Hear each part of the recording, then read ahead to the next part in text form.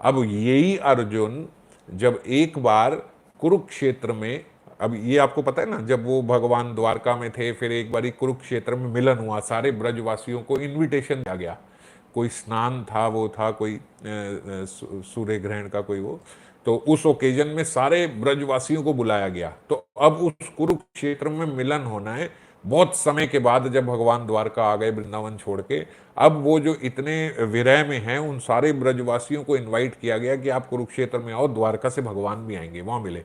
तो भगवान बोल रहे रात दिन एक करके उन्होंने पूरे कुरुक्षेत्र को सजा दिया, सारे जितने द्वारका के पार्षद थे, अपने पार्षद थे, सबको सेवा में लगा दिया। आप ये देखना, आप ये देखना, आप ये देखना, आप ये देखना। द्रौपदी को मूल रूप से बोला कि आप किशोरी जी का और उनकी सखियों का सबका ध्यान रखना, आप सारा करना। अगर ये जैसे जब बन गए धृतराष्ट्र जी, युधिष्ठिर जी, अगर युधिष्ठिर जी राजा बन के उनको इनवाइट करेंगे कि आप आइए हमारे महल में आइए, वो आइए, तो वो नहीं आएंगी किशोरी जी, वो नहीं आएंगी। आप उनको बोला कि आप ऐसा दिखाना कि ये सब सारा साम्राज्य आपका है, द्रौपदी को बोला, चाहे थोड़ी देर के लिए ये युधिष्ठिर जी की गादी पे आप बैठ जाना, द्रौपदी जी को बोला, और आप इनवाइट करना, आप राधा जी का ध्यान रखना, आप किशोरी जी का ध्यान रखना, आप सारी सखियों का, ललिता आदि सारी सखियों का। तो सबको बड़ा एक्साइटमेंट में कृष्ण सबका बड़ा ध्यान रख रहे हैं, सब कर रहे हैं। अब जब सब आ गए, सबका बड़े अच्छे से स्वागत किया, सबका एक एक व्यक्ति को बड़े आराम से सबसे पूछा जा रहा है, बहुत एकदम चीफ गेस्ट की तरह ब्रजवासी वहां पे आए कुरुक्षेत्र में। ये सब देखते देखते तो भगवान बीच में से निकल के जा रहे हैं कि अब मैं जाके जरा किशोरी जी से मिलाऊं। अब अर्जुन तो साथ छोड़ता नहीं था ठाकुर जी का, वो अर्जुन जी गोविंद जी के साथ खड़े हुए। अर्जुन जी ने बोला आप कहाँ जा रहे हो? बोले मैं जा रहा हूँ जरा किशोरी जी की थोड़ी प्रेम अर्चना कराऊं, थोड़ा जरा उनका सेवा कराऊं, कुछ कराऊं।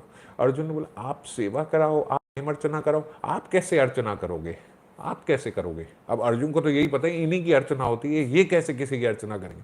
बोले जब मैं किशोरी जी को देखूंगा ना तो मेरे शरीर में जो कंपन होगी और मेरे जो ये कुंडल टकराएंगे ना मेरी गालों से, मेरे जो ये माला टकराएगी मेरे वक्ष से, मेरे जो ये कंकण, मेरे जो ये कंगन है, ये आपस में टकराएंगे तो जो ध्वनि बनेगी ना, उस ध्वनि से ही उनकी अर्चना हो जाएगी किशोरी जी की। और उनको देखते देखते जो मेरे अश्रु से, मेरे प्रेम अश्रु जो निकलेंगे, मेरे जो नेत्रों से अश्रु निकलेंगे, उन अश्रुओं से ही समझ लो उनके चरणों का अभिषेक हो जाएगा। तो ऐसे में जाके उनकी अर्चना करूंगा। अर्जुन बड़ा हैरान हुआ, अच्छा तो मैं, अच्छा मैं भी चलूं आपके साथ, मैं भी चलता हूँ। अब भगवान थोड़ा हिचकिचा रहे थे कि नहीं तुम इधर देख लो, ऐसा है वो तो मित्र वाला भी थोड़ा संबंध है। अर्जुन नहीं मैं आपके साथ चलूंगा, मैं आपके साथ चलूंगा।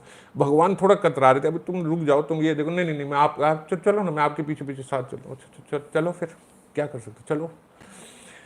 गए किशोरी जी के पास पहुंचे। अब किशोरी जी का ठाकुर जी देख के वही प्रेम अश्रु, और उनको देख के स्तब्ध हो गए, वो भी उनको देख रही हैं। देखते देखते देखते किशोरी जी ने बोलते अर्जुन की तरफ बड़े ऐसे देखा संकोच से, आप आए ये किसको लेके आए साथ में? अब केवल नेत्रों से बोला नहीं, बस नेत्रों से ऐसे हम बोलते किसको ले आए साथ में? हाँ उन्होंने भी थोड़ा ठाकुर जी, हाँ ये हमारे पार्थ हैं, ये हमारे पार्थ, ये अर्जुन। ओहो, किशोरी जी बोली ये है वो निष्ठुर, ये है वो निपटा जो थोड़ी ब्रज में दो चार गाली दे दी, ये निष्ठुर है वो। अर्जुन हाथ जोड़ के नीचे बैठ गया कि भाई मैं तो अभी, मेरा तो प्रथम बार मैं मिला हूँ और मेरे को तो ऐसे ही इन्होंने निष्ठुर और दो चार ब्रज में गाली दे दी नहीं कि ये मैं तो जैसे पता नहीं कब से मिलता हुआ आ रहा हूँ और क्या अपराधी हूँ, वो तो सोच रहा था पता नहीं ऐसे देखा जाएगा कि ओ अर्जुन आए हैं। अर्जुन को तो ऐसे बोला ये निष्ठुर आए हैं। अर्जुन बैठ गया। अर्जुन को बोला अरे तेरे को पता है तूने क्या किया है, तू जानता है? नहीं। तो मैं जान गया हूं कि कृष्ण कौन है। अर्जुन बोलता मैं जान गया हूं कृष्ण कौन है, तू क्या जानता है? ये वो अर्जुन जो बोल रहा मैं जान गया हूं, जिसने भगवत गीता में बोला मैं जान गया, जिसे हम सोचते थे तो सब जान गया। किशोरी जी बोलते तू क्या जानता है, तूने क्या किया है, तू क्या हृदय लेके पैदा हुआ है, कैसा निष्ठुर है तू? अरे तूने हमारे गोविंद को, जिनको हम अपने वक्ष पे चरण नहीं रखने देती थी कि हमारे वक्ष कठोर है, इनके चरण जो हैं वो इतने सुकोमल हैं, ऐसे सुकोमल गोविंद को तूने दोनों सेना के बीच में जाके खड़ा कर दिया। ऐसे गोविंद को तू रथ के आगे लेके हाँकता रहा अपने रथ को, अरे जो रथ के आगे होता है, जो सारथी होता है, तू जानता है दोनों तरफ के तीर उसके ऊपर से निकलते हैं। अर्जुन तीर चलाएगा तो उनके ऊपर से, कोई सामने वाला मारेगा तो उसके ऊपर से आएंगे। तू जानता है तूने क्या किया है, तेरे से क्या अपराध हुए हैं? अपने तीर चला रहा है उनके ऊपर से, सामने वाले के सारे तीर तेरे से पहले उनके पास आते थे, उनके ऊपर से निकलते थे। ऐसे सुकोमल के साथ तृणचिरानुगम श्री निकेतनम। तू जानता है जब ये जाते थे गौचरण को जाते थे, तो गौचरण पे जाने, इनके गौचारण पे जाने से पहले, गौए चराने से पहले हम लोग निकल जाती थी और वहां की एक एक रजकणिका से प्रार्थना करती थी कि जो ब्रज की रजकणिका है, ये कोई साधारण रजकणिका नहीं है, ये कोई रज नहीं है, ये पता नहीं कब के ब्रह्मा होंगे, कब कब इंद्र बने होंगे, कौन कौन से बड़े बड़े देवी देवता होंगे जो आज आके यहाँ के ब्रज की रज बन पाए हैं। साधारण ब्रह्मा और इंद्र भी नहीं पा सकते, पता नहीं इंद्र और ब्रह्मा ने भी कितनी कितनी पूजा करी होगी जो आज रजकण बने हैं यहाँ ब्रज में। और उनसे भी जाके हम प्रार्थना करते थे कि अरे निपटुओ, कहीं जाके उनके चरणों में आने के चक्कर में ये देख लेना पहले कि कहीं तुम कठोर तो नहीं हो, कंकड़ तो छोड़ो, कहीं रज के भी मोटे मोटे गोले तो नहीं बन गए तुम्हारे कि उनके चरण पे चुभ जाएं। ऐसे जाके हम अपने चरणों से दबाती थी।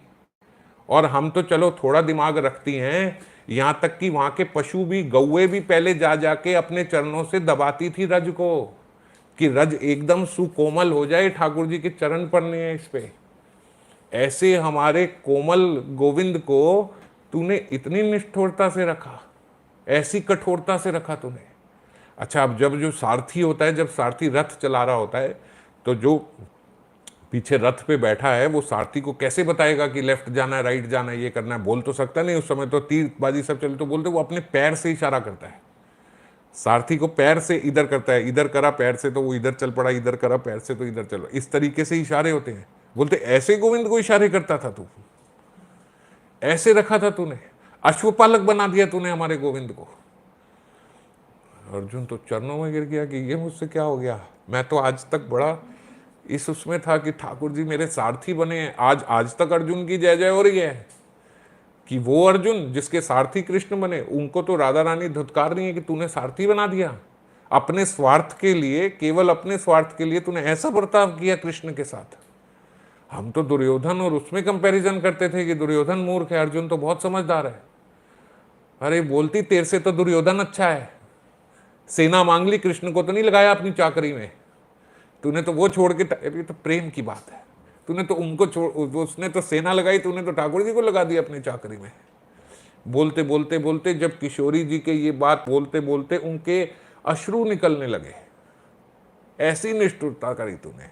जो उनके अश्रु निकलने लगे तो उनके अश्रु जो उनकी गालों से जाते हुए बोलते, जब उनके होठों पे आए और बोलते बोलते उनकी श्वास से वो अश्रु की कणिका जाके अर्जुन पे गिरी तो उसके सारे पाप अब धुल गए। यहां से अश्रु गिरे तो बोलते बोलते वो अश्रु की हवा से, श्वास से वो अर्जुन पे जाके गिरे। बोलते किशोरी जी का एक आंसू जब अर्जुन पे जाके गिरा, उसके जन्मों जन्मों के पाप धुल गए। और पाप धुलना तो चलो बड़ी बात नहीं है, ये तो गोविंद जी भी धुला देते हैं, ये तो ठाकुर जी ने भी धुला दिया उसके पाप। बोलते जो वो अश्रु उन पे गिरा, वो अर्जुन अब ब्रज में अर्जुनिया सखी बन गया किशोरी जी के एक आंसू पड़ने से।